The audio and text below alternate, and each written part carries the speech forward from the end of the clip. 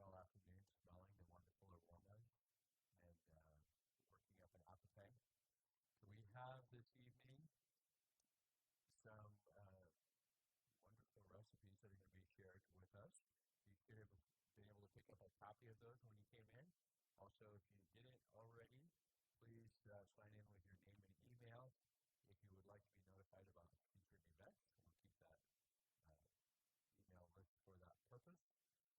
And we have two presenters this evening. We have our food presenter. Actually, I think we have Nazrana. Is it going to be just you, or is Rana going to come out here and help too?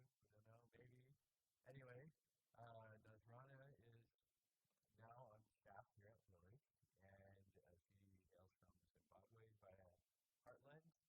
And I'm really looking forward to enjoying the food that she's prepared for us. She's going to demonstrate some fabulous things.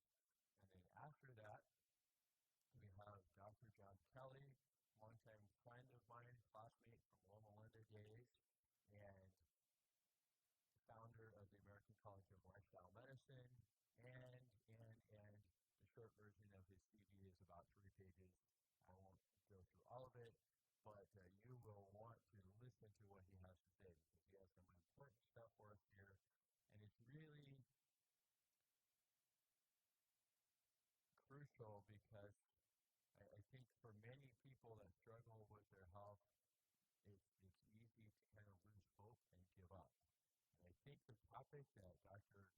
Kelly is going to be talking about tonight should give us a little bit of hope, both from a scientific perspective and also, I'm sure, a spiritual perspective, that there's good reason to have hope that God is for us and not against us. And so I won't steal any more of his thunder, and I'll let you listen carefully to the presentation of his time. The ladies are already bringing out their food, so let's bow our heads for a word of prayer and ask a blessing on the food, and then we'll get to the demonstration. Heavenly Father, thank you for your goodness to us. Thank you that you provide so many wonderful things for us to eat, and there's so many different cultures and ethnicities that prepare those wonderful things in different ways. And tonight we get to sample some of those good things. So we ask your blessing upon the food and upon the hands that have prepared it. And may we learn from the presentation of the food and also the lecture to follow. And we thank you in the name of Jesus. Amen. All right, Nadra, come on up. Thank you. What are you going to show us first? So, first of all, I'm going to start with the red lentil daal. So, I hope you all have a copy with you right now. And I know for online family and viewers, you do have it posted on the description as well. So, I'm going to start with the red lentil daal. So, the red lentil daal and the Indian basmati rice, I will be speaking and following through with it. I won't be doing a demo up front. You'll understand as I go through it. So the ingredients are at the top, and the first thing that we all do before we start cooking is make sure we have the utensils that we need. So whenever I go into the kitchen, the first thing that I do is to make sure everything is clean and washed. It's just how I was trained. The first method is in a large pot, you heat on some oil over medium heat because you do not want to create any carcinogens. I'm sure Dr. Kelly will mention that. And we add the mustard and cumin seeds. So I did communicate to some people who are like, wow, what's mustard or cumin seeds? Because they used up just the powder. They come in seed format. When you go to the store, you could purchase them. For those who are around the area, there's a store that I specifically go to, which is an Indian store. Why? Because part of my heritage is from Pakistan, hence why there's Indian cuisine and flavor in it. And I'm originally from Zimbabwe, so you will find a mixture of both in your food this evening. You'll be like, wait, where am I? Am I in Asia or am I in Africa? you're trying to figure it out. So it's a mixture of both. And just for a bit of history, I started cooking at 9. Before 9, people would cook for me. But then things changed, and my mom was like, "You're old enough to start cooking." So I had to learn how to cook. But back to the recipe. You have curry leaves, and if you don't have these specific ingredients, you can always get them in powder format or ground. So like the curry leaves, you can also get curry powder.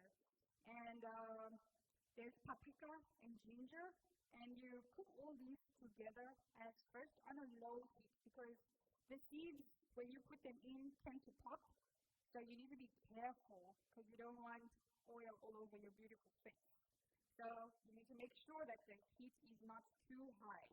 And then you add tomato paste and mushroom seasoning by the brand with no MSG, which is the healthy version. And there's a store called Mabo High, just down the road by the traffic light where I personally get mine. And you mix the vegetables. In this case, I used zucchini, cauliflower, and broccoli. But you could add whatever vegetables you have available.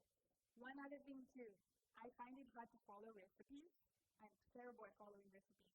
I did food and nutrition back home for 4 years, and I had to follow recipes. So when I graduated from that course, I said, I don't think I'll follow recipes again. So I just go with the flow. So when I saw this recipe, I was like, I'm going to follow it because I'm demonstrating it in front of people, so I need to do step by step. But just to say, if you don't have these vegetables, just use whatever vegetables you have. And the good thing to note is some vegetables cook more than others. Like you don't want to have your broccoli that's no longer looking like broccoli in the food. So you just have to gauge and know when to add it. And then the lentils will be washed, and you add the lentils, salt, and 3 cups of water, and you bring this to a boil. And just to have to remember, this recipe serves 4 people. So like I made for more than 4 people, so I multiplied everything times the amount of people. And then after you do that, you let it simmer and you cover until the lentils are soft and tender. So from the family group of lentils, I grew up calling lentils daal. So when I came to the US, they're like, oh, lentils. I'm like, what's lentils? And I'm like, oh, it's daal. Oh, I got it. So lentils, the red ones or the pink ones, cook faster. So just gauge with your water level, and especially if you soak them before, don't add too much water because they would cook faster. And then afterwards, you add your reduced fat coconut milk in it. I'm going to ask a little bit, if you don't mind, to please just come here for a second so I can ask you to get the container for the reduced fat coconut milk. I'll let you know where it is. But you add that one because I know there's 2 brands, and I found it hard to get the reduced fat.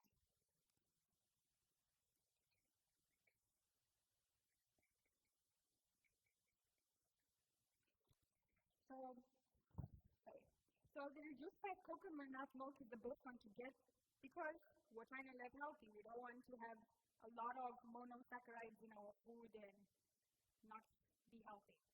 So that's the one that we use, and then we cover it until the mixture is creamy. So with this dal recipe, the longer it sits in the pot, the more it thickens up. So if you want to eat it soon and have it soupy, you can go ahead and do that. But I'm sure by now, as you're eating it, it should have thickened up by now. So it just depends on when you want that. And here I put for 10. Thank you so much, Elizabeth. So this is the brand. It's light coconut milk. That's the reduced fat version, the healthier version, even though the other one is still okay. But this is the one that I use. So this one I got it in, I pronounce it as major, but it's pronounced Myers because, yeah, that's how I pronounce it. So I got it from Myers. Yes. And then to end, you can chop up some cilantro. Just make it look presentable. It's important to eat with your eyes as well. It's not only the stomach, the eyes eat. It's a whole. For me, in Shona, there's something called meaning like food is important to binding relationships. So you need to make sure the food looks well and they're eating together and they're enjoying it. So then you can store whatever leftovers are there for up to 3 days because you don't want to not be able to do what you need to do because you're having some issues with food contamination. So the next page is a list of all the recipes if you turn onto it. And I just explained the red lentil dal. I'm going to skip the Kenyan chapati version because I'm going to do a demonstration on it. And I'm going to need your participation. So that will be the last one that I'll do. So I'm going to go straight to the Indian basmati rice. So I want to thank Dr. Hess because he was like, Nisa, it's whole food plant-based recipe. So now like, I have never in my entire life eaten brown basmati rice. It's always been white basmati rice.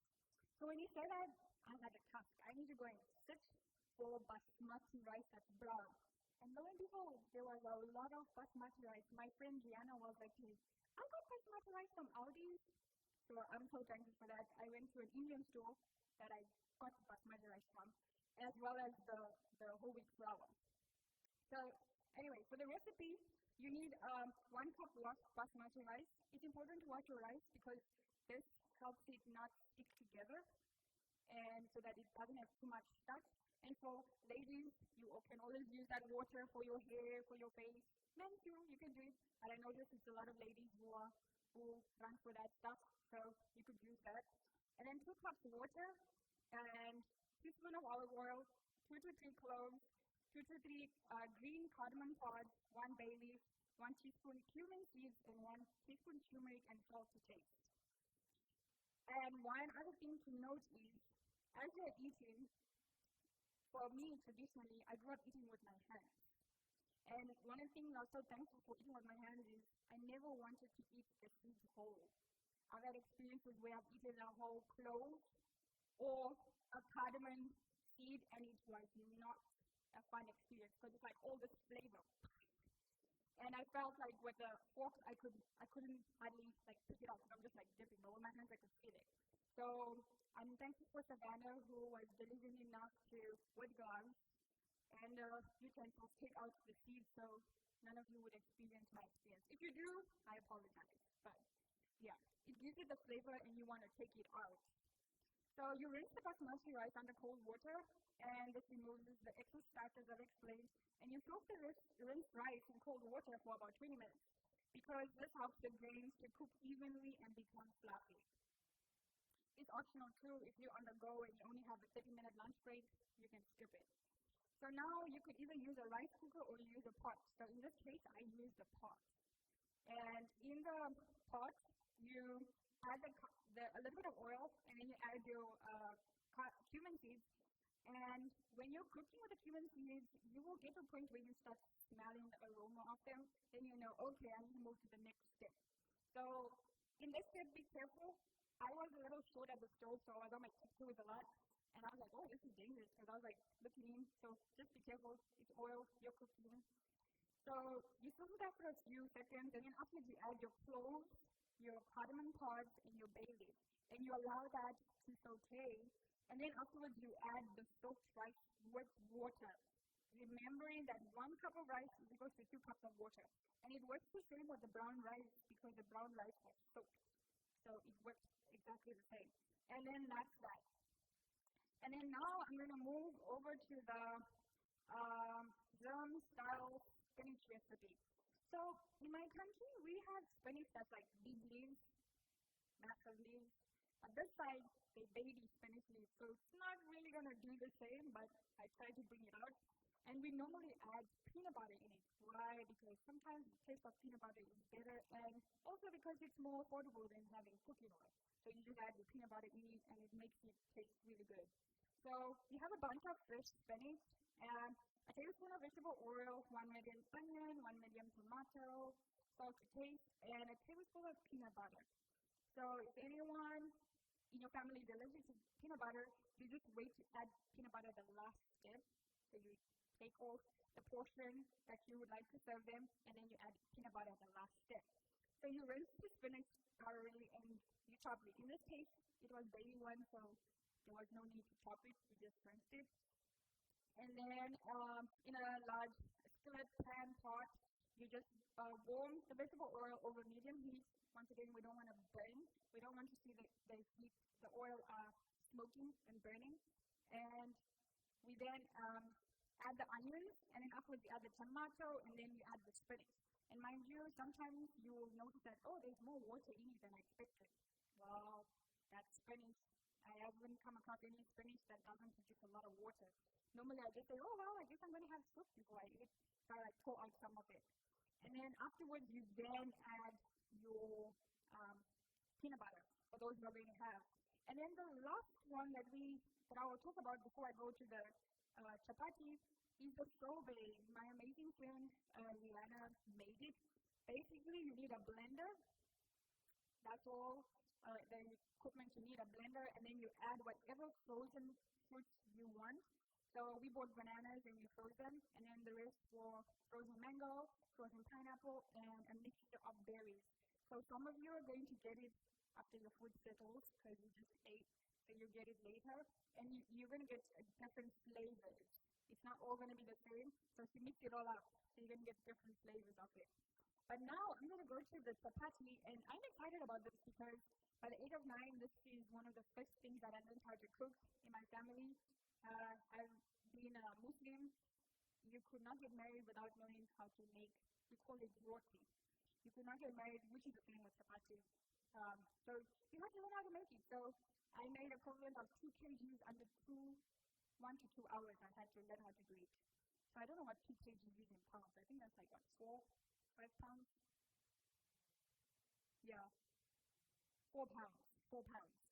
So this is a fun one. I would like to ask if there's anybody who's willing to come up here with me as we demonstrate and that's comfortable to be on the live stream.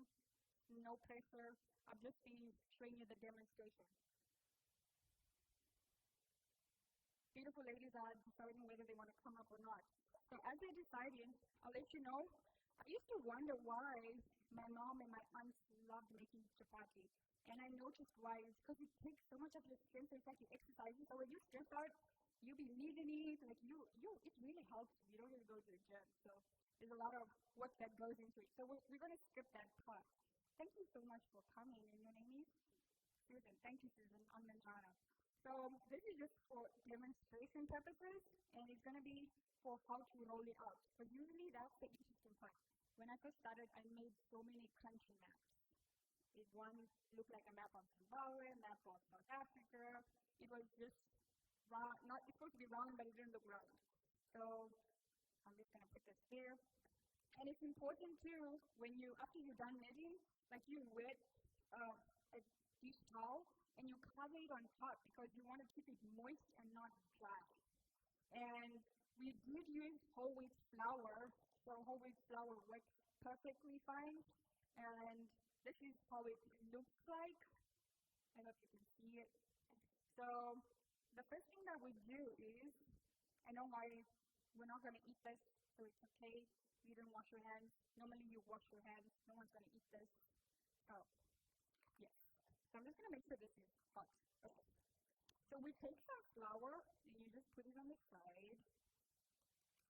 This is for rolling purposes. I'm going to do mine as well.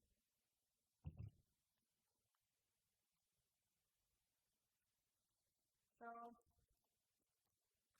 we have our rolling pins, really important. So then you take one and you just like roll it, like turn it around, like just flatten it with your fingers. Exactly. And then you just take a little bit of the flour and you sprinkle it just slightly. Perfect. This is amazing. And you sprinkle it and then you flatten it like this. Exactly. And then now the rolling pin. So the thing with rolling is you need to roll with it and try and go round with it. So you get it as round as possible. And I can see this one is already trying to go its own way and create another map. That's, I'm trying to have it down. So sometimes I just go in with my finger and straighten it out. That's doing amazing. I like it. No, sometimes it goes like that. So you just fix it.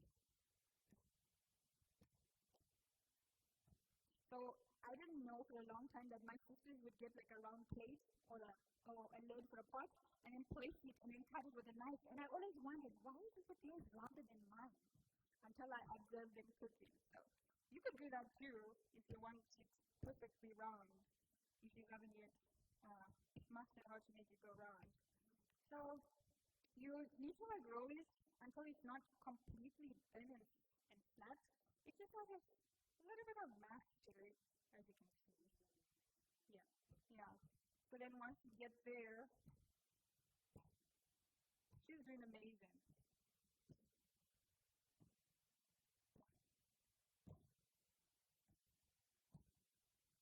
That's amazing. So now, once you get there, you just place it into, so you can use a pan. This is a chapati pan, which will not have the edges. It's just flat or round. But we're going to use a pan because sometimes we just don't have a chapati pan or a roti pan.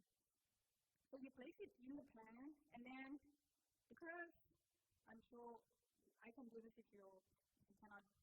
You can put it one on top of this one if you're not comfortable with putting your hands in the pan. But yeah, I've learned to color my fingers with doing this. So you just place it in, and you try to just flatten it to the pan so it doesn't stick to it, and you can just turn it around. This one is not yet fully hot, so it's not going to make a huge difference. But you can already see changing our color and texture. So you just turn it around. Well, you can put yours in. My mom normally makes 4 at a time. I'm a maybe style, she does it. So you can just put it in and turn it around like this. Yeah, so like once you start doing this, this is your, like once it's like full all over and it changes color like this is like your indicator to get the oil and put the oil on it. So you get just like half a tablespoon of oil and put it on, and that's how you make it. So it's like you could make it without oil depending on your preference as well. But the oil just helps it develop like that color, so it like bubbles up. If you saw it, you had like some brown to it when you had it. Okay, good. Okay, I can hear online viewers and online family, or I pray when you do make it yourself, you'll be able to see. So it looks like this. Okay, so I'm all ready for the oil. And normally you just have a little bit of olive oil or vegetable based butter that you use. So I did not grow up plant-based. I grew up eating ghee and all sorts of other food stuff. So normally you make it with ghee, but praise the Lord for people noticing that, oh, there's other options and other ways of making it that are on the healthier side. So you could use plant-based vegetable oil as well. So you just add just a bit like this onto it. Small like two if you want to do it on the other one. Yes. Then afterwards you flip it over. Perfect. You gotta make sure you cover all the edges and corners as well.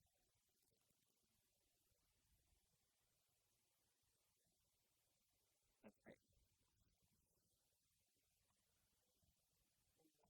Yes, and that's right as well.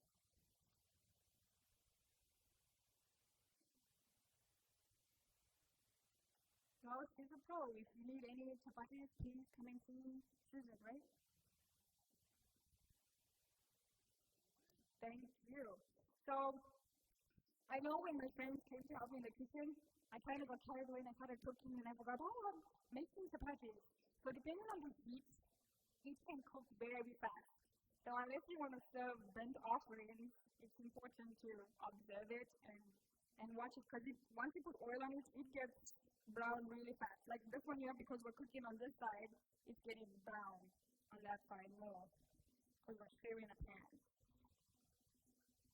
So this is basically the demonstration that I had, and I just want to thank you so much too for being willing. Oh, okay. Praise the Lord.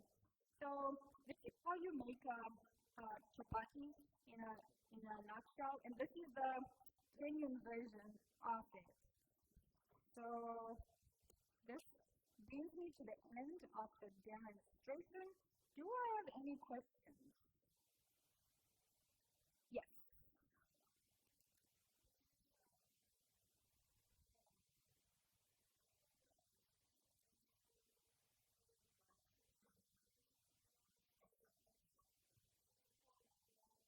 Yes.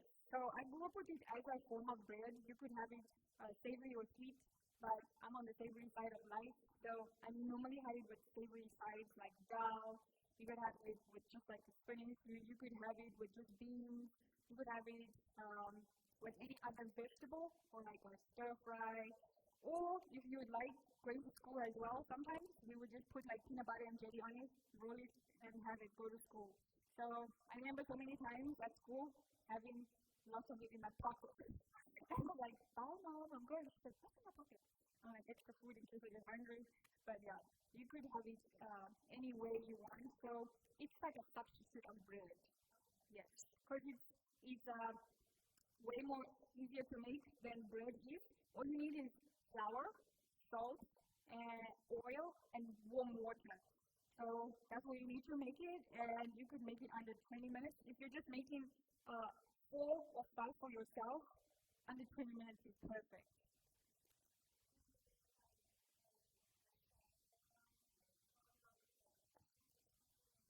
Oh, yeah, I actually have had experience with my aunt where she makes a lot, like 'cause she cooks for weddings and stuff. So she would make like a lot, but for families she could make like 50 or 100 because you know you can eat 4 and 5 and we're still going and wanting more. And I come from a big family, so she'd make a lot and put it in the freezer, like just like these without rolling them out, and then you put it in the freezer, and it lasts just like how normal food would last in the freezer. And at the same time, if you then make it like that, it will last you for a week if you put it in the fridge. So when you just stack them on top of each other in a sealed container, because you do not want any bacteria to grow or anything. So it just needs to be sealed. And then you can put it in the fridge. And then whenever you need it, just warm it up in a pan is the best method. In the microwave can make it a little soggy, and pan or oven would be the best way to heat it up.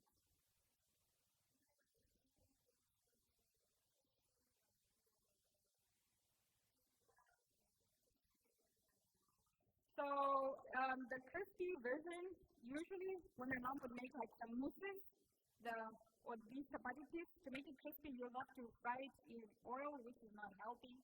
So the other way to do it would just be put it in the oven. You can break it into small pieces, and then you put it in the oven, and you just keep watching it like how you would make granola. I guess that would be the next cooking uh, demonstration for somebody. Like how you make granola, you put it in the oven and it comes out crispy pieces. So you can have it as crackers. So you could use this for the same recipe you would make with crackers. So,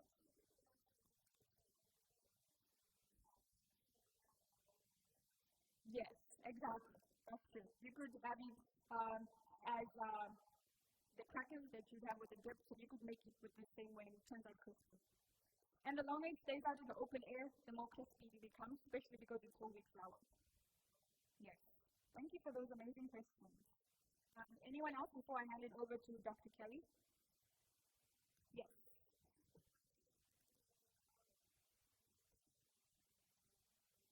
Yes. This is to make them in the oven is to make them crispy. So you need to first make them this way, and then you throw them later, and then you're like, oh, I have excess. I want to make crackers. Then you cut them up into strips and just put them in the oven and let it slowly cook it and dry it out. Then you have your crackers.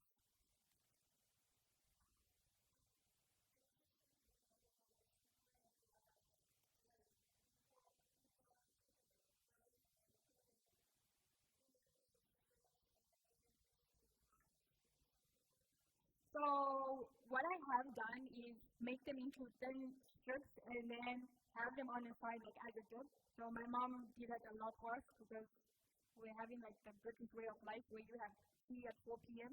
Instead of having tea and cake, we would have this on the side. So you should use it this is the same recipe you use to make the samosa strips.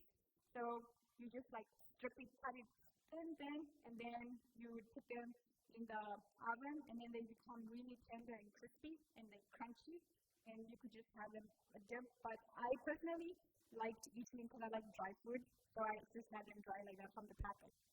I just ate them like that. Yeah.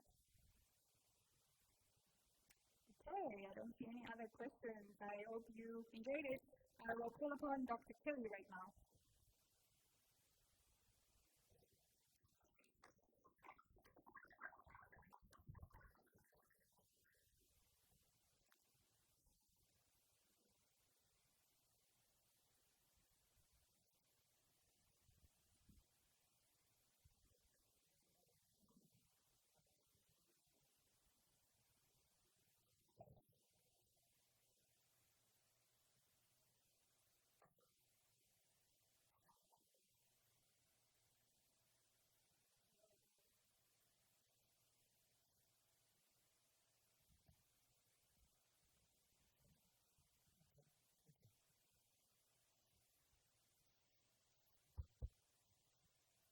Hello, good evening. Yeah, so interesting to always enjoy seeing somebody make something I've never eaten before. I don't think I've had any of those on it. Look forward to trying one. So, as we get started, I'd like to just have a little word of prayer with you. Yeah, that would be preferable, sir.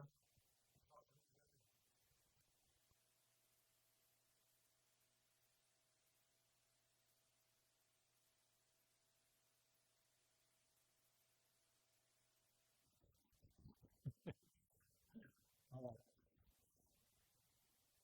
So, yes, we're going to have a word of prayer with you. Let's pray. Father in heaven, thank you for life and breath, and thank you for the joys of eating. We could do like a car, pulls up to a gas station, and we fill the tank. It gets no taste out of it, it gets no pleasure, and we have so much fun filling our tank. And I pray your blessings. We talk about brain and heart and neuroplasticity and how that can help us to help our neighbors be healthy. In Jesus' name we pray. Amen. Excuse me. So, let's see. I have to look here to see the time. All right, so we're going to talk about two hearts, neuroplasticity, and let's see if this works. I'm going to get in the middle of the room. It's working a little bit. Do I have an on? It's on. It's on. Oh, okay. It's cut up. I know somebody help me. All right. So the subtitle, I'm going to be talking about lifestyle, of course, because lifestyle is, you've heard the expression is sugar that fires the gun. We're going to talk about heart health, both hearts, you have two hearts, and we're going to talk about brain neuroplasticity. So, I remember when I was first converted, I was in my 20s. It's very unusual for a 20-something-year-old.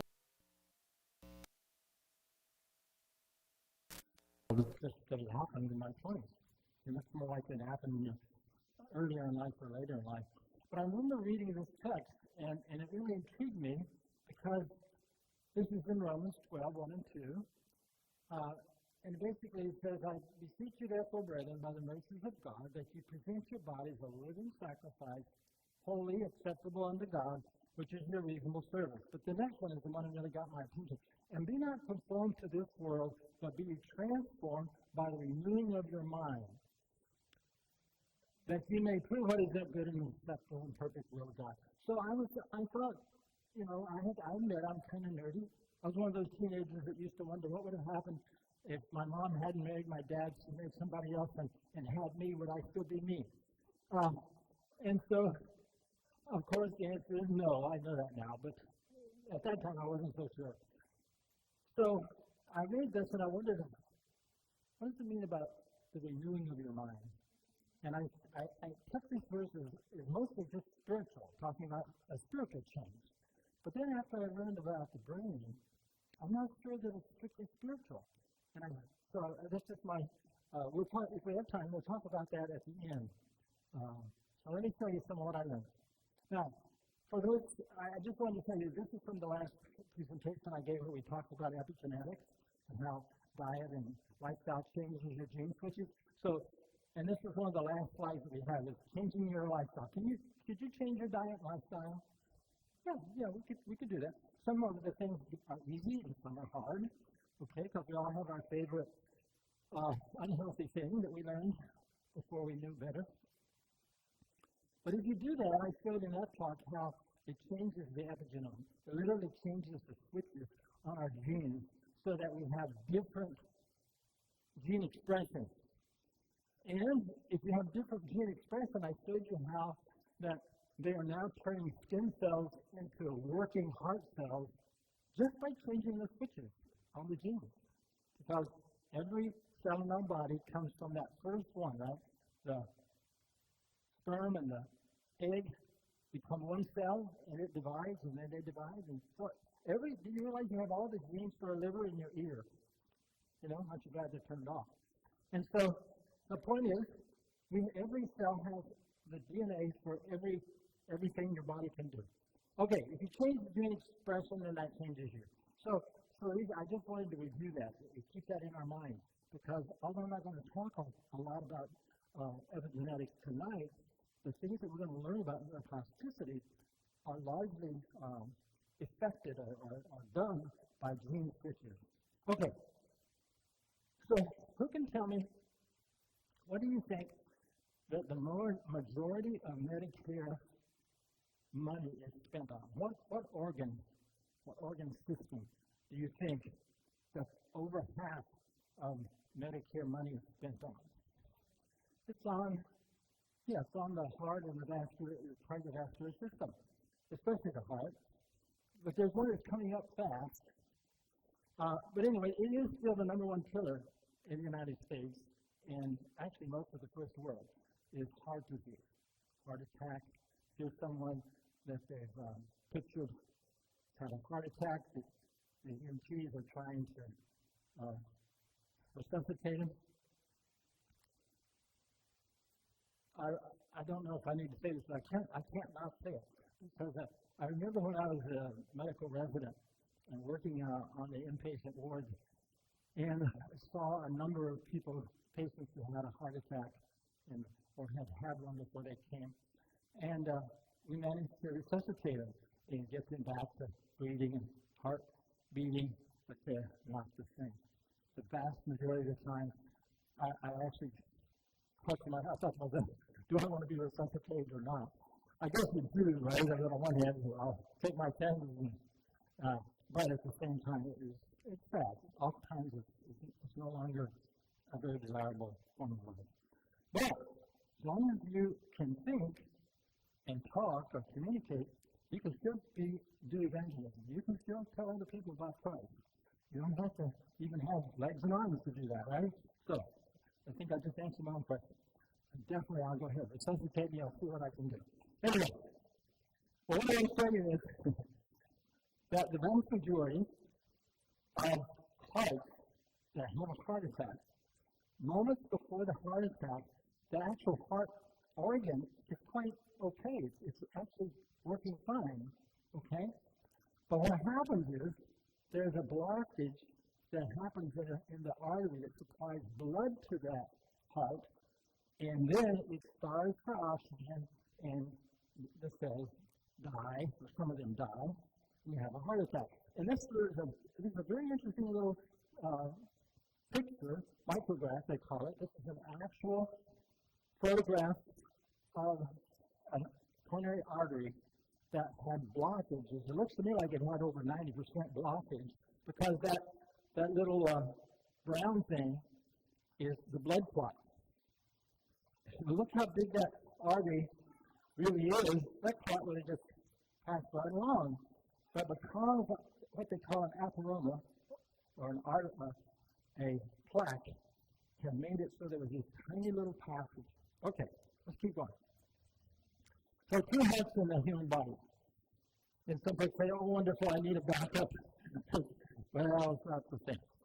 You know, There's one heart that resides in the chest. That's the one that we spend most of our money on after age 65 in the U.S. Did you know this is an amazing organ? Did you ever stop to think that you never turn it off? I mean, you don't want to anyway. It runs all the time, day and night. Did you know that it beats over 30 million times a year, or over, 3 billion in a lifetime? And that's based on a heart rate of about 60. Okay, well, most of us actually have a heart rate closer to 80 or 90. An athlete might get it down into the 40s if they're really fit. But it's some of the very first tissue that you can visualize with a microscope from fetal tissue. You see it because it's pulsing. And so it's actually the tissue is pulsing before it becomes a heart.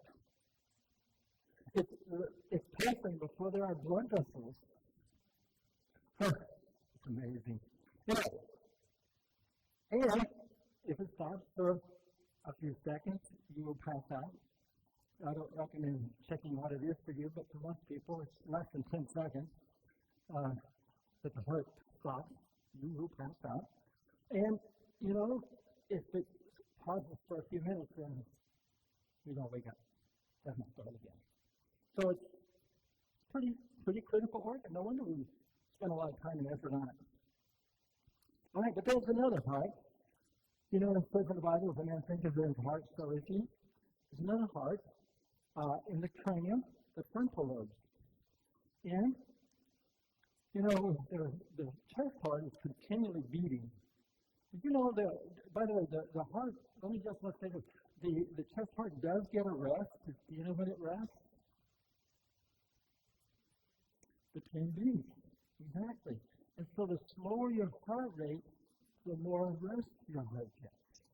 So the more fit you are, the more rest your heart gets. If your heart rate gets above 100, we say you have tachycardia, and your heart is not getting very much rest. And did you know that when it goes into tachycardia, it actually pumps less blood than when it's beating slower? And so, anyway, I just thought I would throw that in. We're not going to talk about the first part much more, though. But the brain part is not beating, but it's continually making new connections. The connection between the trillions of cells, how it stores information. And of course, this slide is old now, but it's still up to date, but it's old. 10 years ago I put this. Do you remember we're old enough, most of us in the room, to remember President Obama? And during President Obama's, I think it was his second, but it might have been his first term, the NIH put a focus on the brain. They decided that we were going to, our research, we wanted to learn about the brain. And done a lot of research on it. We now have the technology to be able to read what you're going to say by putting an instrument on your head and connecting it to the right program in the computer. We can read your thoughts, your words, 90% accuracy, what you're going to say. Of course, my wife, Sally, she's not here tonight because she's taking care of some business in Virginia. But she always said, well, if you wait a millisecond, you'll know exactly what I'm going to say. So, it's true. But, thank God, from my standpoint, we can't read thoughts yet, okay? I don't know that we won't. So, you've probably heard of Phineas Gage. There's an actual photo of him. He looks kind of like a soldier, right, with his rifle, but that's not a rifle. What he's holding is a camping rod. He lived in the 1800s, Phineas Gage did, and he worked on civil projects like road building and railroads, and where they would dig a hole, put dynamite in the hole, then somebody had to tamp the dirt on the dynamite so that when it exploded, it didn't just, like a gun, just shoot out the hole. It was supposed to blow. Well, one day when he was tamping with the blunt end down, the dynamite went off, and that tamping rod became like a bullet. And went right up through his head. Like I was saying. This is, by the way, this is an actual photograph of his skull. And you'll see here in a minute why someone took the trouble to preserve it. But anyway, you can see on the right-hand side is just an illustration. This, I'm sorry it doesn't show, but this is a study that was published by the NIH in 2012.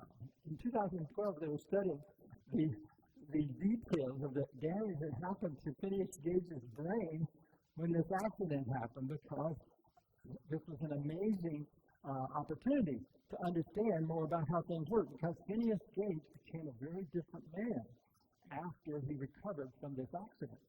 Amazingly, he didn't get an infection and die, But the thing that you can see right there, diagonal arch sort of there, and right up through the top of the thing came out close to the center, a little bit to the left of center. There's another. What they're doing, by the way, with these studies is they're trying to understand what parts of Phineas's brain were damaged that explains the changes that happened in him. He was still, he could still add and subtract and talk, but he had lost a lot of his restraint, so to say. For those of you who know the seldom used word profligate, he was called a profligate. We probably wouldn't call him that now. We would call him some other little bit more crude word. But anyway, he was loose. He didn't have good judgment and morals. He lost his job because he was not responsible. All right. I'm not sure why. It's not advancing. There it is. So, yeah, more drawings from this. Oh, there's a citation, 2012. So, yeah, so I already told you this. The accident destroyed his front lobes, especially on the left-hand side, changed his personality and his character. So there's two hearts, one in the chest, one in the cranium, and actually, most of us think about the chest part. That's the one that, if somebody says your heart, we always assume we're talking about the pump. Did you know that they had somewhere near 400,000 heart transplants last year? 400, about the average of 400,000. You heard about at least a couple of them, right? No, we don't hear about them. It's not even front page news anymore. Wait till you see one of them. It's amazing. I remember the first time medical school, I was in the room when they were doing a heart transplant, and I was just constantly amazed. I'm actually getting to watch it. So it's amazing, because they're talking about soon being able to do brain transplants. When the first brain transplant is going to be on the front page, I'm sure. Probably every paper in the world. But I have a question for you. If you had a problem with your brain, would you want to have a brain transplant? Before you answer, just think about it a minute, because a chest heart transplant is a donor heart, but a brain transplant is really more like a donor body, because it's not you, it's somebody else's brain in your body. So I haven't actually ever met a person who said I would like to have a brain transplant. I might need a brain that wants to have a body, but anyway. So my point is, what I'm trying to help us see is that actually we spend all this attention on the pump, but we ought to be more focused on the brain. I'm going to show you something else about why it's better to take care of your brain part than your chest part. Because if you take care of this part, you will, by the way, be doing what's good for your pump. So let's look at this a little bit. So my point is, the cranial part is the most important part of these two. So what we want to do is we really would want to rewire the brain, not replace it. Okay, I would like. But did you know that you don't have to worry about that? Did you know that our brain is rewiring right now? It's constantly rewiring. In fact, I just recently, since I moved in here, I've been here every day since the 1st of August. So in the last week or so, I saw these men going down the road here with a truck full of black, what do you call that stuff? Pavement? Anyway, it's not called pavement. Yeah, anyway. Yeah, and so they were putting this stuff on the road and then, smoothing it out. So that reminded me of how people are constantly, we're redoing our highways, right? I mean, things like they're doing it everywhere. I mean, I drive from Virginia up here, and there's at least a dozen places where they go down to one lane or take us off the highway. But actually, this is good, because the right way to take care of the highway is to continually be fixing it, okay? And so that's what's happening in our brain. I'm going to show you some of the science for it. Right now, while you sleep tonight, no matter what you're doing, our brain is redoing the wiring. Let's look at that. So, the brain, your brain is hardwired, or hardly wired. But anyway, a lot of this is taken from the book, The Brain That Changes Itself by Nan and Doris. It's right there. It's an excellent book. It was on the best-selling list for quite a few weeks, and I have to tell you, when I got a copy and started reading it, I almost couldn't put it down. And it's not written real technical. It talks about technical stuff, but in a very easy-to-read way. So it turns out, I'm going to give you some of the key concepts, and then we're going to unpack them a little bit. What would you say the most valuable real estate on the planet is? Some people say, well, Hollywood, Acapulco. I really don't know the answer, but I do know this. The most valuable real estate is actually the cortex of your brain, as far as you consider surface area to be real estate.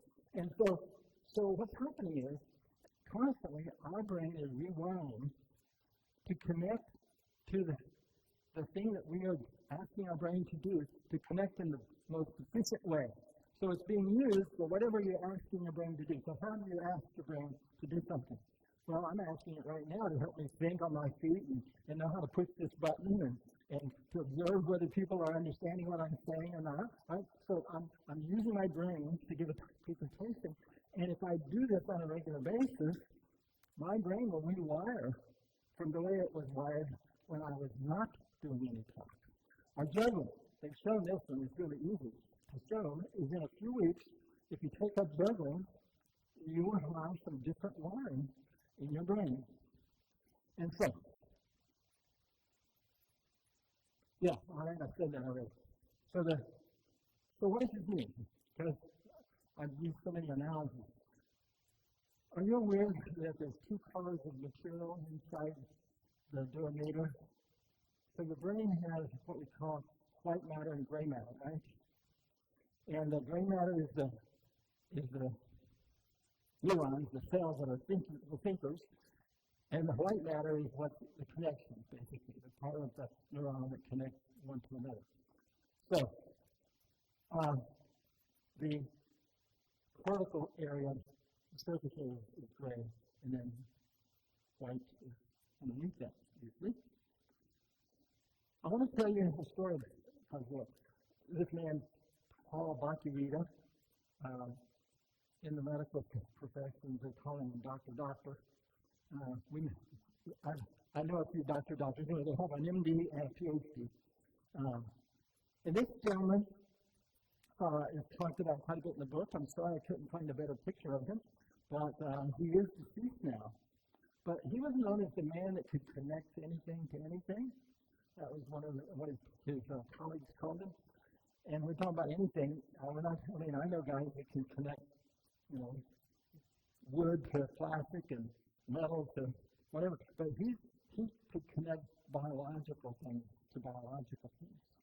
So he was an MD, and he had a PhD in neurobiochemistry.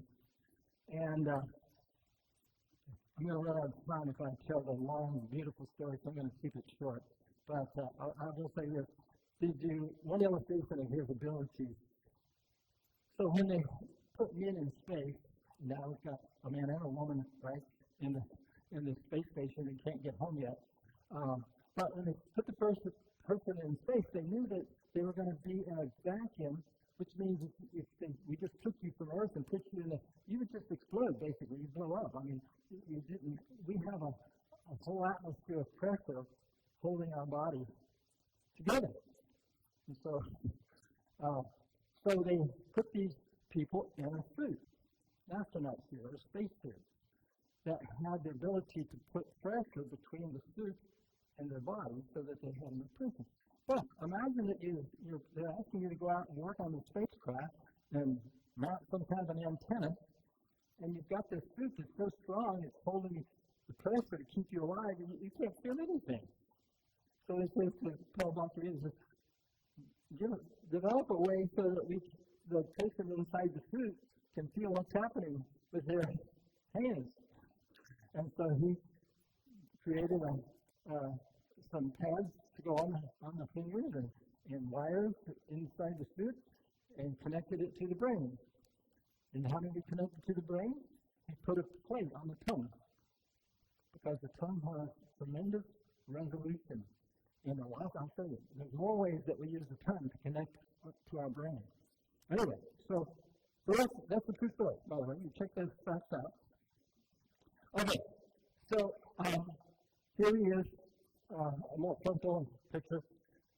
But his father had a disabling stroke. His father was a professor. I believe what they said, he was a professor of music in New York, but at 65, he had a stroke, left him paralyzed on one side.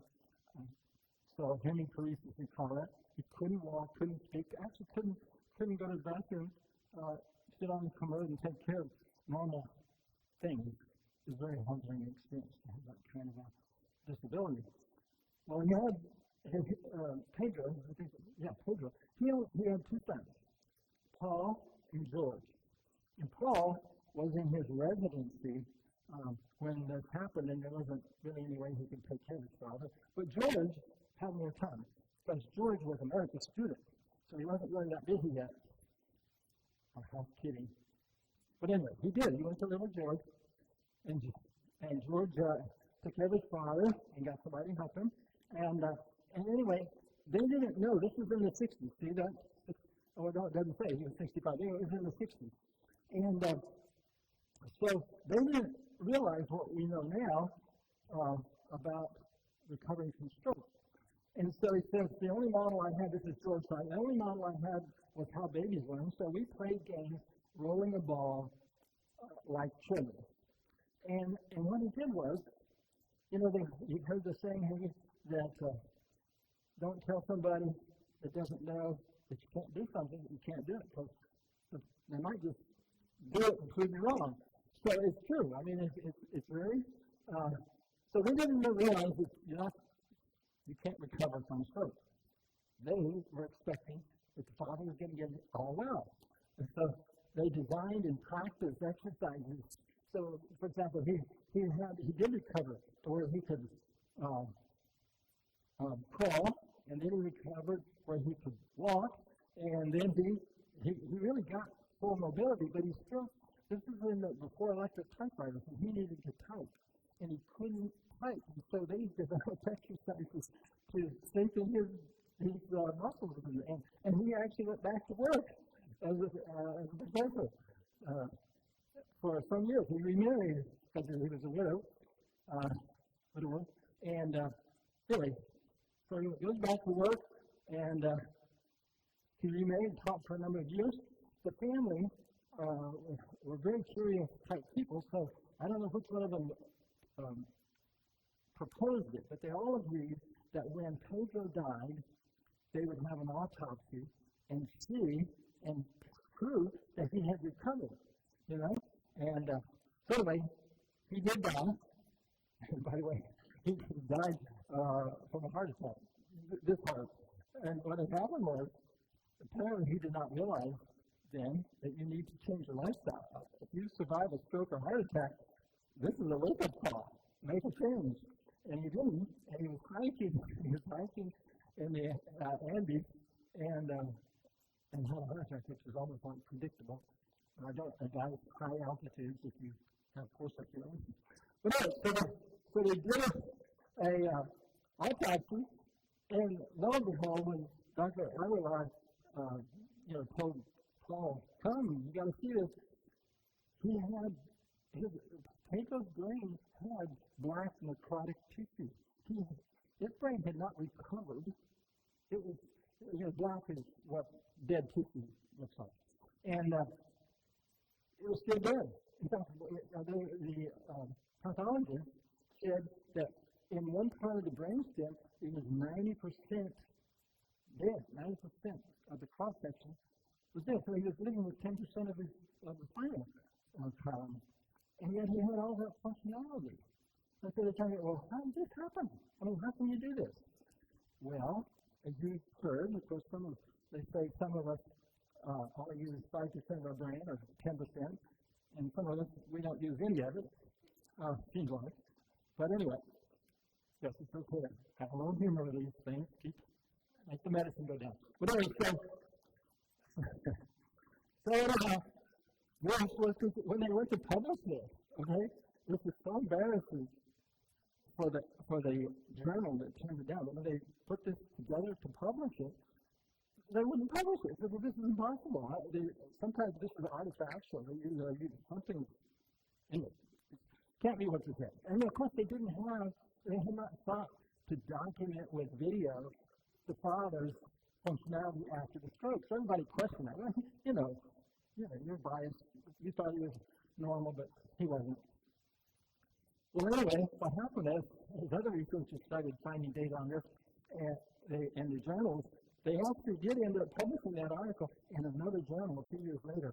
So the first journal really had, eat crow, as we say. So now, I want to tell you about these maps. Now, this is a sample, an illustration of the anatomy of the brain, which is really interesting because if you wanted to talk about the anatomy of a computer, that wouldn't be that hard. You've got the keyboard, okay? You've got the screen. You've got the central processing unit, the CPU. You've got memory. You've got the hard drive. But could you describe the anatomy of a piece of software? Okay, so the software is a program that runs inside the computer that makes it do stuff. And that's what I used to be. I was a programmer when I first started working. And anyway, the idea of anatomy of a program is ridiculous. It's like talking about what? Anyway, it doesn't have anatomy. And so, it turns out that talking about the minute anatomy of the brain is kind of nonsensical, because we now know that the part that is usually the frontal lobe, for example, are executive function. We know that cerebellum, has to do with muscle memory, might say. But the reality is, they now have documented that you can, if you destroy the part of the brain, for example, where sight, okay, in the back of the brain is where the nerves from the eyes go, and that's where sight is in the brain. They know that can be moved and work in a different part of the brain. So the brain doesn't have anatomy like the body, This is my arm. Anyway, so the reason I'm having to do all that is because we don't have pictures. I couldn't find any yet of the maps that they're using. So, all right, so I'm going to tell you another story, and then I have, so now I'm going to talk about this Cheryl Schlitz, I guess. I've never heard her name pronounced. I've never met Cheryl, and I'll be really candid with you, that's not Cheryl. I just found this picture, and there's a lady, okay, so, anyway. Yeah, total disclosure here. But anyway, but the reason it does look like Cheryl is because she has on sunglasses indoors. And so, Cheryl, you'll see why that fits. So, Cheryl Smith, she is a real person, by the way. This is a different picture. She lost 95 to 100% of the vestibular brain function, okay? And this is the part of the brain that interprets the input from the circular canals that basically gives us that sense of knowing how we're oriented in space. Like I can close my eyes and I can tell you whether I'm leaning this way or that way. I can, in an instant, you can close your eyes and you can put your finger on your nose. How do you do that? Well, it's because of this proprioception and your body knowing where you are in space. When you lose that, you feel like you're disoriented all the time. You don't know. And so she says she feels like she's perpetually falling. And even when she falls down and is lying on the floor, she still feels like she's falling. So she can't really do much of anything. She stands okay like this, broad-based, and she watches the vertical lines in the room, and that way she can keep herself upright, but she has to constantly work it, And so she couldn't hold a job. She's shaky and jerky. Mentally fatigued because she's always using her brain to stand up. Okay. Well, somehow, I don't know the details, but somehow, Dr. Baki, Paul Baki found out about this, and he and she got together, and they decided to try something that had never been done before. In fact, she still has the record, the first person that ever had this damage done cured. It was the first person that was ever cured of the destruction of the vestibular part of the brain. So he built an accelerometer who can connect anything to anything. So he built this little hat that she wears in his laboratory that's got gyroscopes it's called an accelerometer, can detect movement. And of course, puts the wires through her tongue, and she wears this thing. And in a few days of wearing it, she says, you forget that it's in your tongue. In the beginning, it's kind of funny. You got this thing, a wafer in your mouth and some wires coming out of it. But after a while, it doesn't take long. She's going to put that on, and she could just stand like normal. She didn't have to think about standing. And that was it. She cried. The first few times, not just the first time, but the first few times I just cried. It felt so good. I could relax. I could think about stuff. I could talk to people without complicated things, without having to spend all my time trying to stand up. So anyway, so she takes it off, of course, and another thing happened, and that is she continues to stand. She takes the thing off, and she could still function. She could stand up for a while. And what she discovered was it was initially only just a couple of minutes, but as she came into the lab more and more again, each time it was longer, until eventually she had the day that she didn't lose it. It stayed permanently. That was her. She was documented as the first person cured of this condition. So how did that happen? Okay. And now you don't have to know this, but I think you want to. It's fun. How it happened was that this is where they proved she didn't have any harm to her central, the circular canals. She didn't have a problem with the physical organ that was detecting, the movement.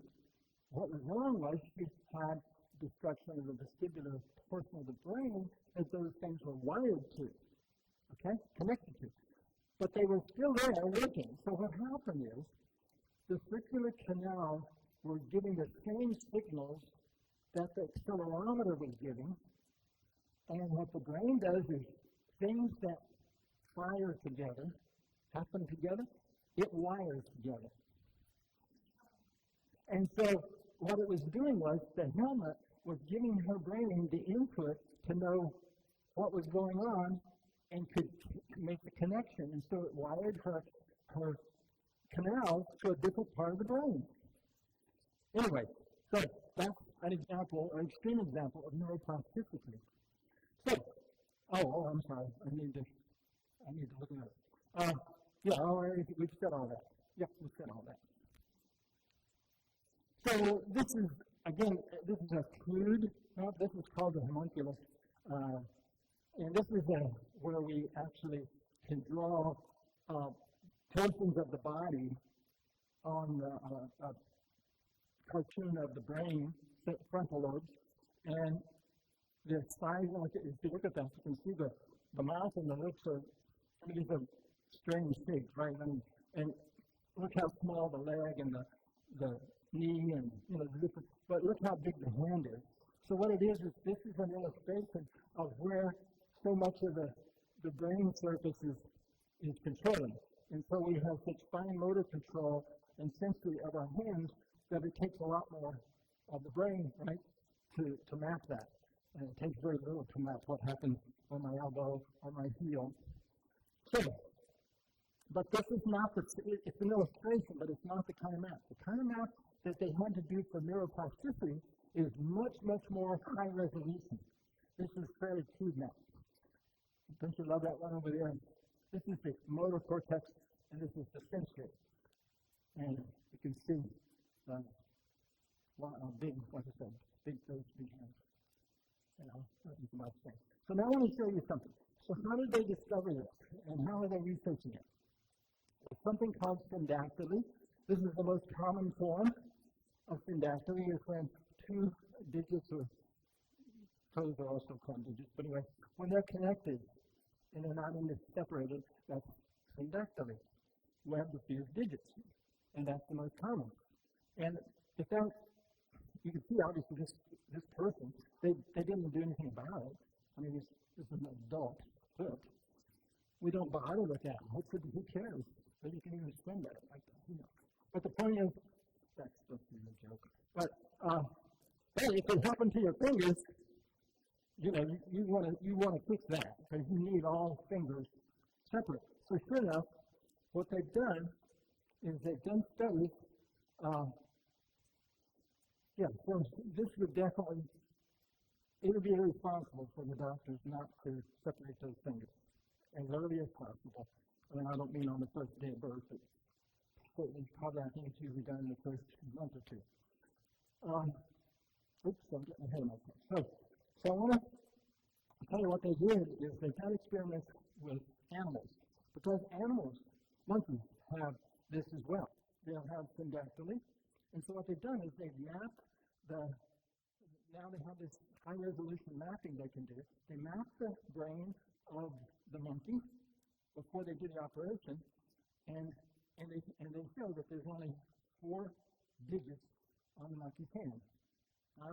You can tell I've got 5, but these are always doing the same thing at the same time. To the monkey's brain, that's 1 digit. It's wider than a normal, but it's, that's just whatever it does, they do it together because they're okay. Then they separate it.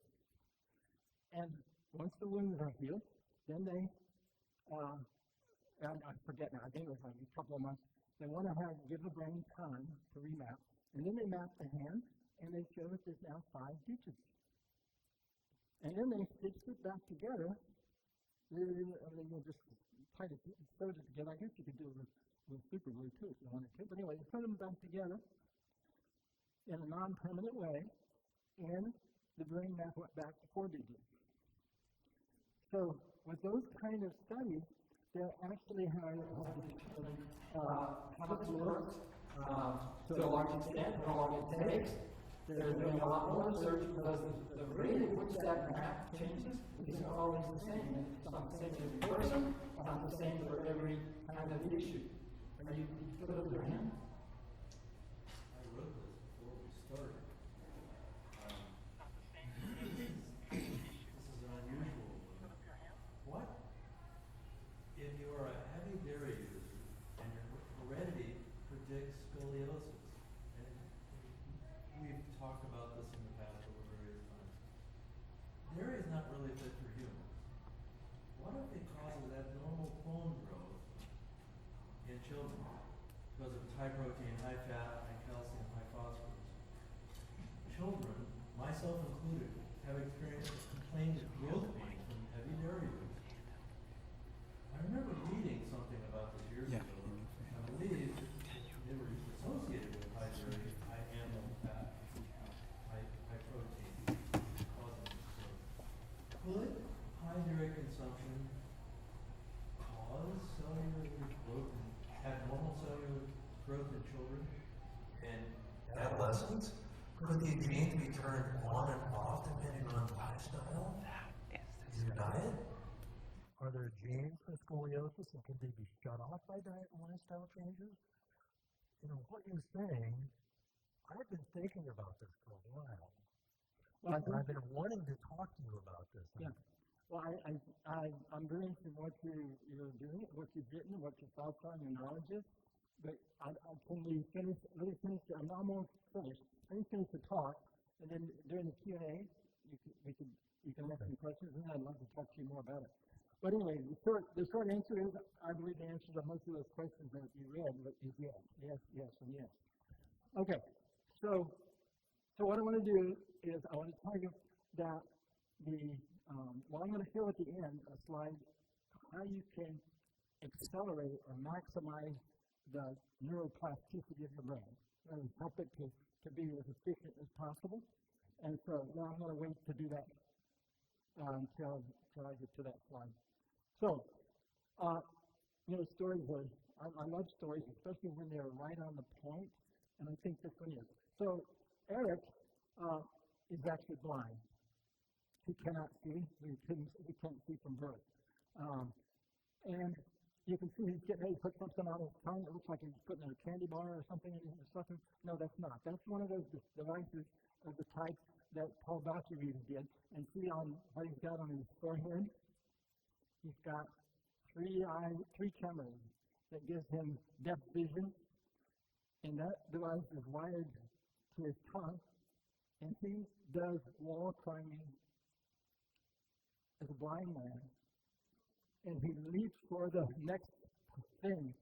It's almost unthinkable that he could climb and stay on the wall, but he's getting very good at it, and he was the best one. If you saw, they did some of this kind of thing in the Olympics, and some of those people are amazing. They jump for 3 feet to catch the next hole. Blows me away, and I can see. So anyway, it's called the brain port. This device he uses, and right there on the slide, brain port. Brain port.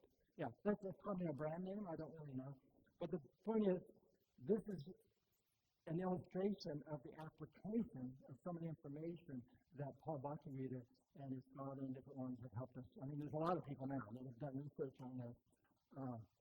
And like I said, Paul Bocchiarita is key. But anyway, all right. So our knowledge that this is happening, see, that you don't have to take a supplement to get your brain to rewire. You don't have, it's rewiring all the time. It's built in. It's part of it. It's one of the features. Okay? It's like gravity. Do you have to worry about gravity? No. Gravity's here all the time. And I'll tell you what, we're very thankful it's always the same. Because if it was variable from day to day, we would have a very different life. So anyway, almost nothing in the brain is hardwired. In fact, the more the research is, every now and then I check into the research on this a little bit. It's been a couple of years now since I did a deep dive. But every time I've done that, they're finding more and more evidence that maybe nothing in our brain is hardwired. It may all be like software that you can just put I don't know how familiar, well, I don't want to go off into that because I'm an IT guy and I can quickly get a hole too deep. But bottom line is, everything that's not hardware in your computer, or your phone is a computer, right? You know that. It's software. And software basically are instructions for the machine to do stuff, and they can be put anywhere in memory. Okay? And in fact, in the modern operating systems, it puts the part of your phone that lets you answer a text does not have to be in the same place in the memory every time it executes. It can be put wherever there's the memory. Well, that's kind of like what we're discovering. The brain is more and more like that. Okay, I already said this. This is one of the basic rules. Things that see, the reason that there's one digit when the two are connected is not because only one of these is sending signals. Both of my fingers have sensing nerves sending input to my brain, but the brain is so efficient. Every time this one does something, that does the same thing. So I'm not going to match two fingers. That's one finger. Save space. Right? And so But if you separate them and now things happen differently, well, now I've got them at two different fingers. Neurons that fire together, wire together. And the reason this is important, I need to hasten the pace. You can tell I like this stuff, and not everybody maybe likes it as much as I do, so I'm going to But let me make a practical application. You'll see why. So the book, The Brain That Changes Itself, has a lot of other stories beyond this one. But this one is about Willie. Willie is, I think, was a 12-year-old with pretty severe autistic spectrum disease.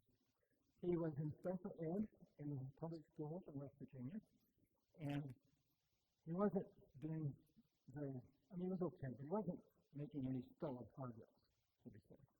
And his mom and dad had gotten used to the fact that it really didn't talk much. Maybe some days, maybe not a word. But this science has been used to develop a program that they can use in schools for autistic spectrum children. It's called Fast Forward, F-O-R-W-O-R-D. Not 4 words, but 4 words. And I need to get my accent straight here. But anyway, so, and they got that to the school system where Willie was. And Willie started using Fast Forward, and within a few weeks, I think they said that I don't know Willie, I just read this in the book, but as my memory serves me, within 6 weeks, his mama started crying when Willie came home. So she talked to him. He started talking. And can you imagine someone on a 12-year-old that had hardly ever talked to anybody at home? And he starts communicating. So, now, lest anyone with an autistic child think, okay, I'm going to get fast forward and he's going to talk. It turns out now we know there are many different variations of autism and what causes it. And some of the common forms involve difficulty during development where the brain wiring didn't happen like it should. And when and the way the brain matures from childhood to adulthood is it goes through various stages of wiring. And if the stage 3, I'm oversimplifying, but if stage 3 doesn't happen right, stage 4 doesn't happen right either. And then by the time you get up to stage 8, 9, or 10, things are really bad. And so that's one form of autism. There's apparently other forms. Like, did you know that we now know there's at least 6 types of diabetes? So, and my guess is it'll turn out to be a couple of dozen when we really understand it more. But we now know that all type 2 diabetes is not the same. And we actually are starting to learn how that we can treat it more successfully if we know which type it is in some cases. Anyway, we know that an experience-rich environment, what is an experience-rich environment? Well, it is not sitting in your bed tapping your mobile device. This is not an experience-rich environment. Yes, you might have a lot of different people you're talking to, but the experience is very monotonous.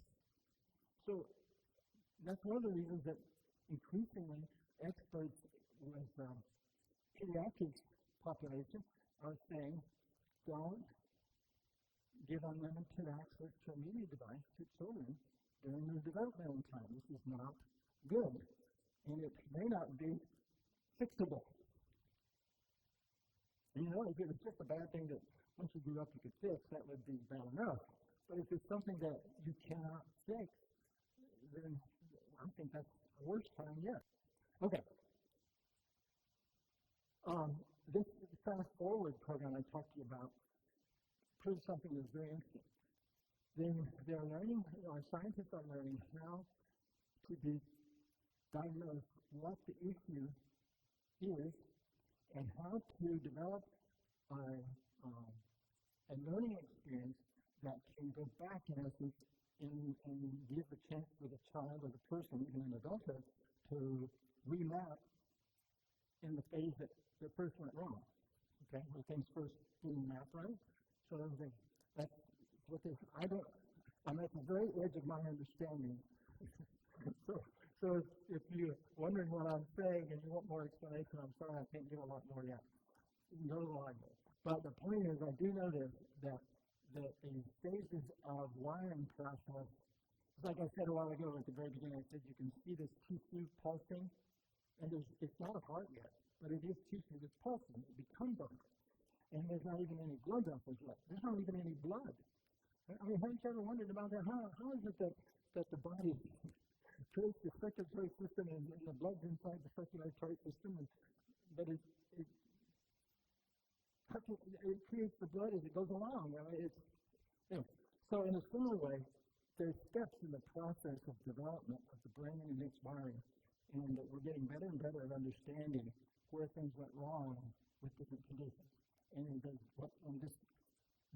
what wires together means they can create, like Bonky did that helmet for sure. He made it and hooked it up to her brain, and it, in essence, taught her brain how to interpret the signals from the circular canals that were still there, still working. But it needed something to guide it. And so this thing that she had with this input on her plate was firing at the same time the circular canals, so it wired them together. And then if she weaned herself from the helmet, it was, anyway, that's a crude illustration, explanation. All right. It's never too late to improve the strength in the brain. It is so true. There's a number of cases. The other thing this is good for would be what? For stroke, right? Obvious.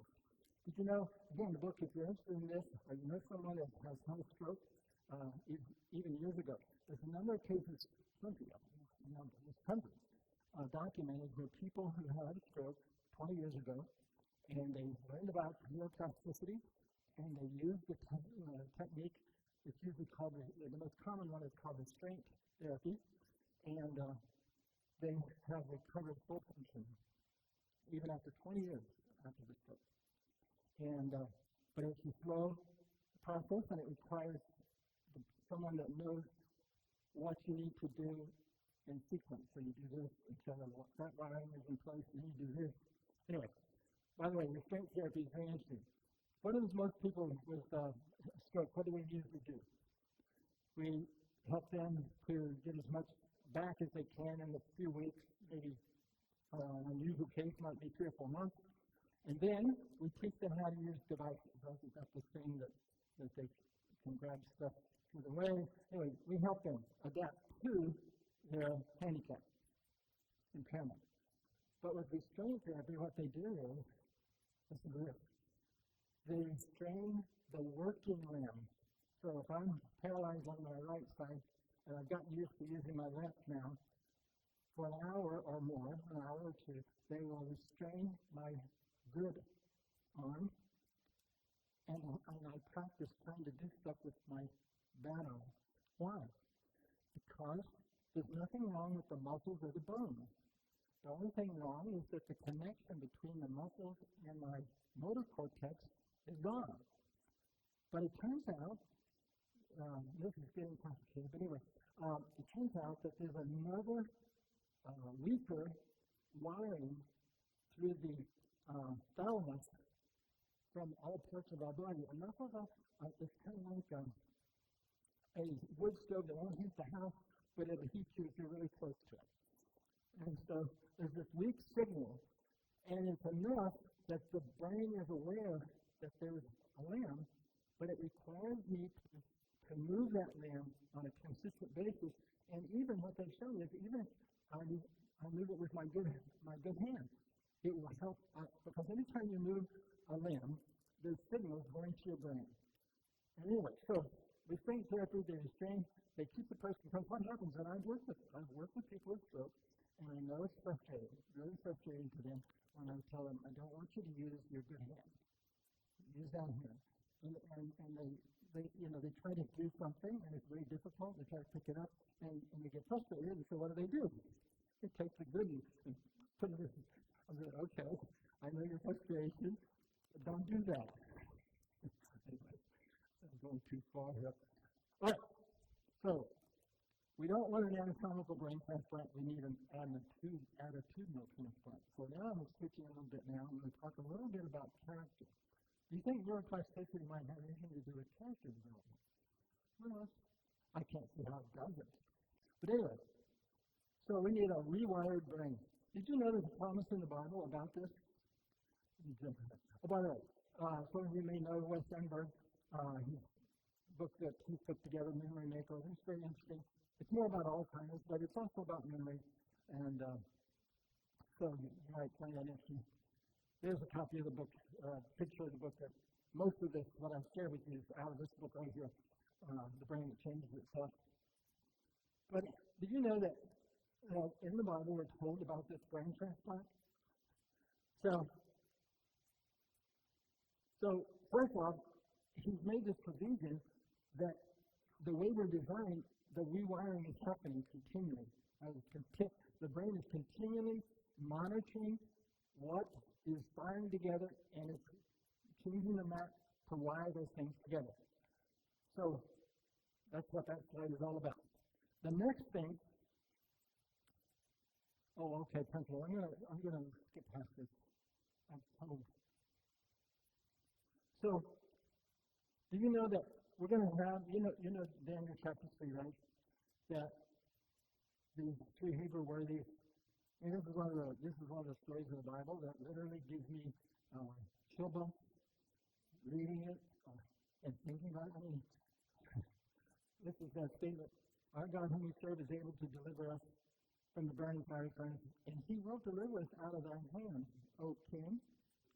But, if not, be it known unto thee, we will not serve thy gods, nor worship the golden image which thou hast set up.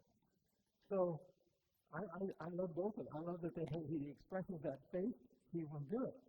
But if not, we're still not going to bow down. You know, we all like to think that we will have that courage and strength. I believe it's a gift of God. I don't think that any of us automatically have it. I think we all can have it. And we need it. But did you know there's a real parallel there? Daniel 3 and Revelation 13? Because Revelation 13, this is talking about the mark of the beast, that he will cause his enemies will not worship the image of the beast to be killed. And then it says he causes everybody to receive this mark.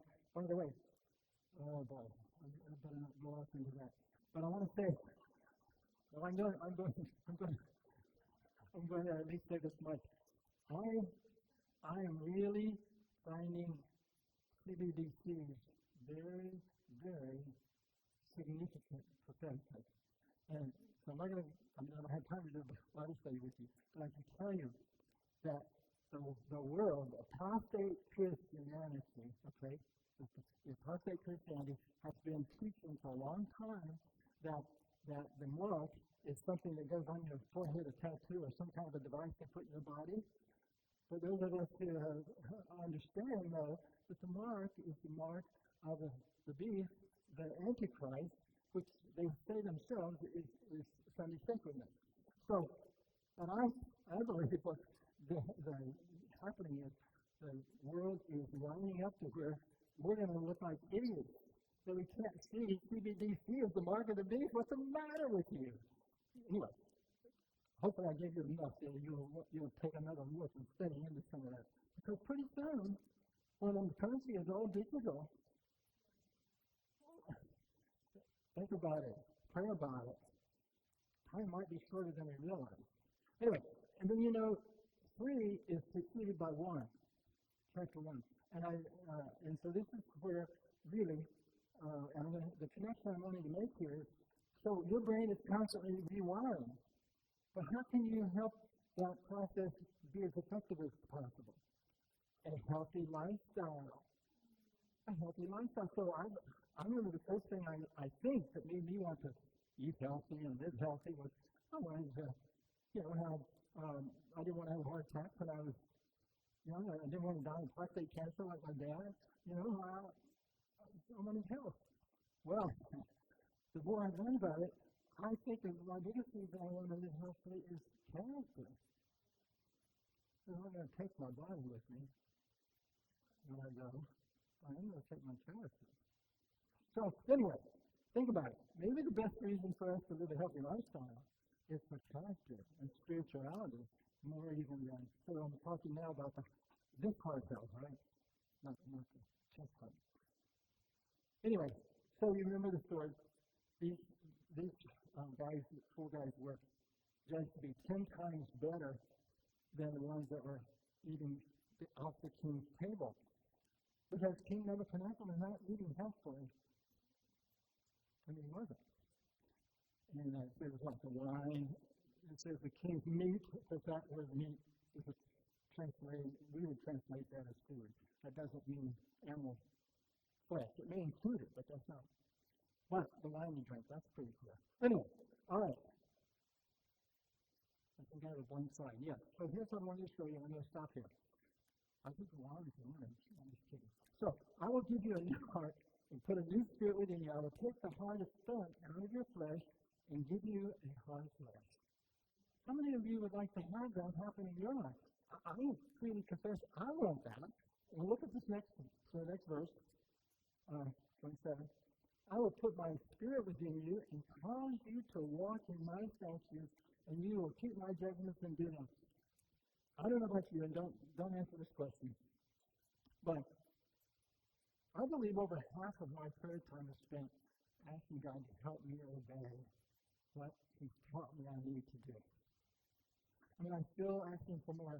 I want to learn more. There's more of those prophecies in the Bible I want to learn, but I already know more than I've got in place. So, and I don't think that's sinful. I don't think that's wrong. I think that's right. Because if God is leading us, we will continually have more understanding, more things. Like Ellen White wrote, she says, there are yet duties that God has not revealed to us. Remember in, Luke, I think, where Jesus said, I have many things to say unto you, but you're not able to receive them yet. Thank you. And so, that's the way it will always, that's not a bad thing. It's a good thing. Okay. I'm going to stop right here. And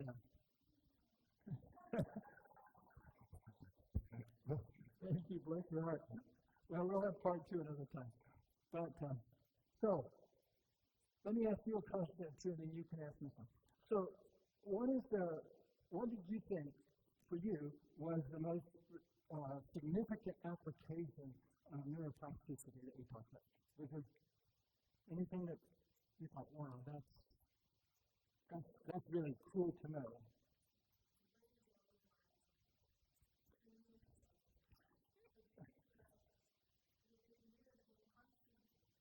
Yes. Yeah, I appreciate you saying that because I think one other thing too is that when you say Christians are born again, we think it as a past experience and we wait until it to come. yeah, So we sit and wait and do a few things. people are constantly birthing. Yeah, that's it. Amen. And that is where novelty is what sustains the beauty of life. Yeah. And we get bored with ourselves because we're not being made new every moment as we should be. Yeah, I appreciate you saying that.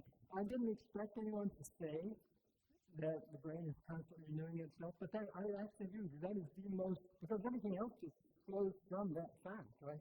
But, so somebody give me an application. Do you want to mention something? I think we're already answering my question. If we can train ourselves to eat things with karma, we can train ourselves to eat things which help us and rebuild ourselves, which start new neural pathways and build good habits, and possibly can retrain part of our body to work better or Mm-hmm. rebuild. I agree with you. And think about this for an instant. I spent time thinking about this, and I will spend some more. But isn't it interesting that there's two things you have to do. We need to live a lifestyle that makes our body as healthy as possible, right? But then we need to train, by the act of the will, we train even our brain. The wiring, we can guide the wiring of our brain, but it requires effort. So I think it's so interesting. You can't just like eat your way to heaven, as an illustration, right? You can't. I'm just going to be so perfect. I'm going to go to heaven. Well, I need to eat as perfect as I can, but I also need to practice. And it's interesting. I was saying I spend so much time asking God to help me obey. It's not. I think that it is that the fact that we want His help to do His will, that's the evidence that I've been saved. Because I didn't give a, I won't use the words I used to use, but I wasn't always converted, and I was not a, I didn't cuss a lot, but I didn't have clean language. And so I would have said, I don't give a blank about God, but He changed me now. And yeah, I ask Him all the time, hey, would you, okay. Oh. I just have a question about the man who had a stroke and the part that was dead. Mm-hmm. So I was wondering Pedro if, Banquerita. yes, could cell research, like his own cells, if they took cells out of his body to inject it into that area, would it help grow it back? I don't know the answer to that, Shannon. I believe that if they could change the gene switches to make those cells neurons, that's very possible. We know that they've taken stem cells from mice, changed the switches to make them heart cells, and then transplant them into the heart, and they become part of the working heart. So theoretically, it's possible. But I've not read of any. And that, by the way, that's called, that is, trying to call it the name of it. You might remember, but there's a name for that part of medicine. Yes, it's one of the ways you do it. Anyway, anybody else? Yeah, we want to get you on tape. I'm so excited about this. I think this is the cutting edge because it borders on utility. And the reason why I'm saying that is Philippians 2:5. Let this mind be in you, which was in Christ Jesus. So He wants us to get tired of the earthly mind, that we realize that's where the real estate really begins, with the mind of Christ. Yeah. And that's when miracles happen, mysteriously and beyond man's comprehension, which is normally not the domain of man anyhow to comprehend. I believe new things happen, that He could resurrect the dead in the brain and the heart and the fingers, because He is the brain work. And if we have His brain, there's no limit to what can happen. So Philippians 4:13 says, I can do all things through Christ. So the limit is not on God.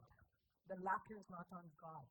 He's just waiting on us. And the journey begins and it continues in heaven, unlimited. Yeah, thank you for sharing. Yeah, there's a lot to think about here. Yes, ma'am. Yes, right here. And we probably better close after this. Well, whether it was on the screen or you said it, is that we need to choose what we do with our brain. Well, then the children's song came to my mind. Oh, be careful, little eyes, what you see. Be careful, little ears, what you hear.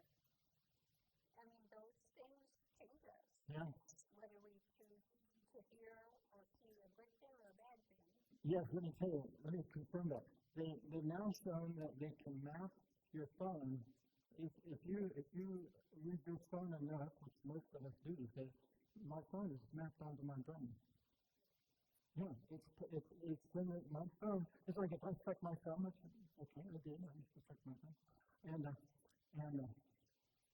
that phone actually has a different shape than my other one. It's been a long time since I checked my phone. I think I stopped in first grade. But anyway, my point is that when I suck my thumb, those Dennison children that are sucking their finger, that tongue and that thumb map together because they're spending all the time doing the same thing. It really is. So then, anyway, I need to stop. But it is astounding what is getting mapped onto our brains depending on what it is that we're doing. So much. Okay. Well, thank you for your time and attention. I enjoyed it. I hope you did too. Let's pray. Father in heaven, thank you.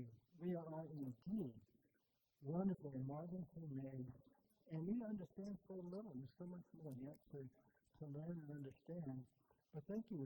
It's just also amazing to me that you made us, and so that this machine can understand itself. It's amazing. So thank you. Bless us as we go home, give us safety. And Lord, help us to share what we've learned in ways that will help our neighbors. In Jesus' name we pray. Amen. Thank you.